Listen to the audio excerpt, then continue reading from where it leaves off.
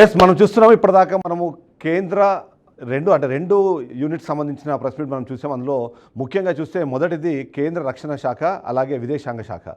ఈ రెండు కలిపి వాళ్ళు ఇప్పుడు ఒక కంబైన్డ్ ప్రెస్ మీట్ పెట్టారు. కంబైన్డ్ ప్రెస్ మీట్లో ఒక షాకింగ్ విషయాలు చెప్పారు. ఎందుకంటే మనం చూస్తున్నాము గత కొంతకాలంగా ఒక రకంగా చెప్పాలంటే సోషల్ మీడియాలో డిఫరెంట్ వీడియోస్ మనం చూస్తున్నాం. ఆ డిఫరెంట్ వీడియోస్ చూస్తున్నాంలో పాకిస్తాన్, భారత్ ఒకరితో ఒకరు తలబడిన తర్వాత ఎవరికి ఎలాంటి నష్టం జరిగిందన్న విషయంపైన డిస్కస్ చేస్తున్న నేపథ్యంలో పాకిస్తాన్ ఆ పిరిగి పంద చర్యలతో పాటు భారత్కి సంబంధించిన ధీరత్వాన్ని కూడా ఈ ప్రెస్ మీట్తో తునాతునకలు చేశారు. వాటిని పర్ఫెక్ట్గా ప్రజల ముందు తీసుకెళ్ళిపోయారు. ఎందుకంటే మనం చాలా క్లియర్గా అర్థమవుతుంది. మొదటిది ఇవాళ రక్షణ శాఖ పెట్టిన ఈ ప్రెస్ మీట్లో చాలా క్లియర్గా చెప్తున్నారు.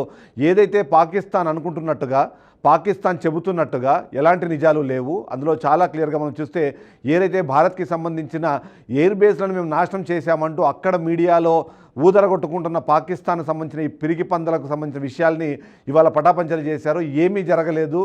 టైం స్టాంప్తో సహా నిమిషంలో గంట సేపు ముందు ఏం జరిగిందన్న దాని మీద కూడా దాంతో ఫోటోలతో సహా వాళ్ళు చేస్తున్న అబద్ధపు ప్రచారాలని తిప్పికొట్టడంతో పాటు భారత్ ధీరత్వాన్ని కూడా చాలా క్లియర్గా ఎక్స్ప్లెయిన్ చేయడం జరిగింది. ఎందుకంటే మనం చూస్తున్నాము భారత్ మీద పైచేయి సాధించేందుకు పాకిస్తాన్ ఆ పిరికిపంద చర్యల్లో భాగంగానే డ్రోన్లను భారత్ మీదకి వదులుతోంది. 300 నుంచి 400 డ్రోన్లని ప్రతిరోజు పంపిస్తున్న నేపథ్యంలో కూడా అక్కడ ఏమీ జరగట్లేదు. కేవలం వాళ్ళు పంపిస్తున్న మిసైల్స్ అన్నవి భారత్ గగనతలంలోకి రాగానే పేల్చివేయబడుతున్నాయి. దాని ద్వారా భారతదేశానికి వస్తున్న నష్టం ఎలాంటిది లేదు.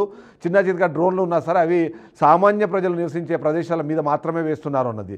వీటన్నిటికన్నా ముఖ్యంగా చూడాలంటే మాత్రం ఏదైతే భారత్ ఎయిర్ బేస్ మీద దాడి చేసే క్రమంలో ఎంత పిచ్చి జనాలు ఉన్నారంటే పాకిస్తాన్ వాళ్ళు, భారత్ ఎయిర్ బేస్ల మీద మీరు దాడి చేయాలనుకొని వాళ్ళు దాడి చేసింది ఎక్కడ అంటే ఆ పక్కనే ఉన్న హాస్పిటల్ మీద, ఆ పక్కనే ఉన్న స్కూల్ మీద.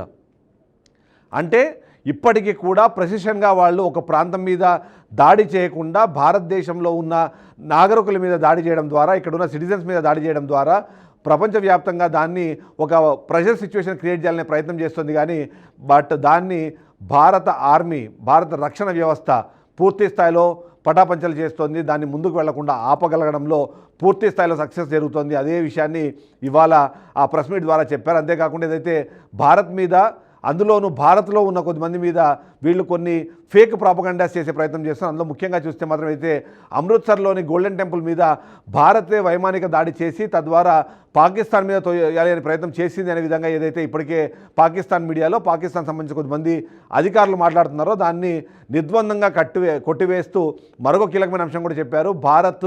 భారత్లోనే కాదు పాకిస్తాన్లో ఉన్న ప్రార్థనా మందిరాల మీద కూడా మేము ఎలాంటి దాడి చేయట్లేదు. బికాజ్ మా దాడులు కేవలం పాకిస్తాన్ ఆర్మీకి సంబంధించి. ఎందుకంటే ఆర్మీ కూడా ఇవాళ ఉగ్రవాదులతో కలిసి, తీవ్రవాదులతో కలిసి పనిచేస్తున్నారు కాబట్టి అదే రీజన్తోనే మేము అక్కడ దాడులు చేస్తున్నామని చెప్పడంతో పాటు భారత రక్షణ వ్యవస్థ ఎంత బ్రహ్మాండంగా పనిచేస్తుంది అన్న దానికి సంబంధించిన కొన్ని వీడియోలను కూడా రిలీజ్ చేశారు. పాకిస్తాన్ ఏమో ఓవైపు మీరు చేసిన గొప్పతనం ఏంట్రా బాబు, పాకిస్తాను మీరు భారత్కు సంబంధించిన జెట్లను కూల్చివేశాము, ఏ జెట్లను కూల్చివేశామని మీరు చెప్తున్నారు, దాని ప్రూఫ్స్ ఎక్కడ ఉన్నాయని విదేశీ మీడియా వాళ్ళు అడుగుతుంటే వాళ్ళు చెప్తున్నది ఏం చెప్తున్నారు అంటే వెళ్ళి సోషల్ మీడియాలో వెతుక్కోండి, అక్కడ చాలా వీడియోలు కనిపిస్తున్నాయని. కానీ అదే భారత్ మాత్రము మీరు ఇప్పుడు స్క్రీన్ మీద కూడా చూస్తున్నారు. భారత్ చేసిన దాడులు కానివ్వండి, భారత్ తిప్పికొట్టిన డ్రోన్లకు సంబంధించిన విజువల్స్ కానీ అఫీషియల్గా రిలీజ్ చేస్తున్నారు. అంటే భారత్ ఎంత స్ట్రాంగ్గా ఉంది, ఎంత ట్రాన్స్పరెంట్గా ఉంది, ఎంత పర్ఫెక్ట్గా ప్రజెంటేషన్ చేస్తుంది అన్న దానికి ఇది ఒక ఎగ్జాంపుల్గా చూడవచ్చు. ఎందుకంటే మీకు ఏవైతే స్క్రీన్లో లెఫ్ట్ సైడ్ కనిపిస్తున్నాయో అవన్నీ కూడా భారత్ తయారు చేసిన మిసైల్స్ నుంచి కూల్చివేయబడిన పాకిస్తాన్ డ్రోన్లు, పాకిస్తాన్ మిసైళ్ళు, పాకిస్తాన్కి సంబంధించిన జెట్ ఫైటర్లు. వీటిని కూల్చివేస్తుంది భారత్. కానీ పాకిస్తాన్ మాత్రము ఏదో చేసేసినట్టుగా చెప్పుకుంటుంది. కానీ దానికి సంబంధించిన ప్రూఫ్లు ఇవ్వమంటే మాత్రం ఇవ్వలేని పరిస్థితులు కనిపిస్తున్నాయి. అదే సందర్భంలో S-400ను ధ్వంసం చేశామంటూ పాక్ ఒక అసత్య ప్రచారం చేస్తుందంటే కూడా మిస్రీ నిన్న జరిగిన ఆ ప్రెస్ మీట్కి సంబంధించిన కన్ఫర్మేషన్లో చెప్తూ ఉన్నారు. భారత్లో ఎలాంటి నష్టము జరగట్లేదు.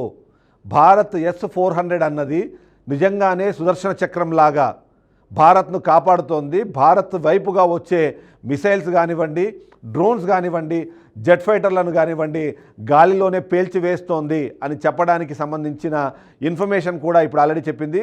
దానికి తోడు కల్నల్ సోఫియా కూడా ఇవాళ ఈ ప్రెస్ మీట్లో ఉన్నారు. ఈ ప్రెస్ మీట్లో చాలా క్లియర్గా ఎక్స్ప్లెయిన్ చేశారు.